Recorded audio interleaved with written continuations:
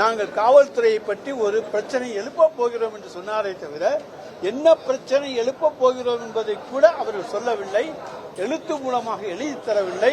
ஆனால் ஜீரோ அவர்கள் எழுந்து கொண்டு எங்களால் எங்களை பேச அனுமதிக்க மறுக்கிறீர்கள் என்று சத்தம் போடுவது இன்றைக்கு எங்களுடைய துணை முதலமைச்சருடைய பதிலுரையை புறக்கணிக்க வேண்டும் என்பதற்காக திட்டமிட்டு அவர்கள் செய்திருக்கின்ற செயல் என்பதை நான் தெரிவித்துக் கொள்ள கடமைப்பட்டிருக்கின்றேன்.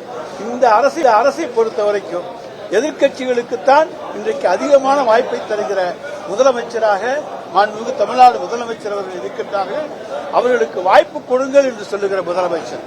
ஆனால் அரை மணி நேரத்துக்கு முன்னாலே கொடுக்க வேண்டும் என்கின்ற விதி இருக்கின்ற பொழுது இங்கே வந்து நான் 10 நிமிடத்துக்கு முன்னாலே ஒரு பிரச்சனையை கிளப்பப் போகிறோம் என்று சொல்லிவிட்டு அது கூட என்ன பிரச்சனை என்பதை சொல்லாமல் இருந்தால் எப்படி அங்கே பதில் சொல்ல முடியும்?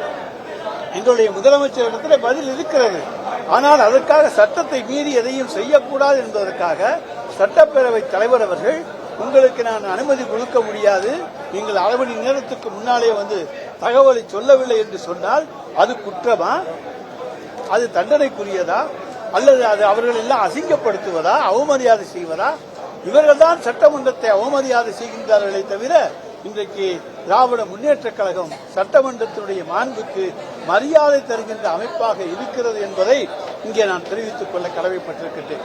அதே போல உங்களை எல்லாம் சந்திக்கின்ற பொழுது உசிலம்பட்டியில் நடந்த ஒரு சம்பவத்தை பற்றி சொல்லியிருக்கிறார்.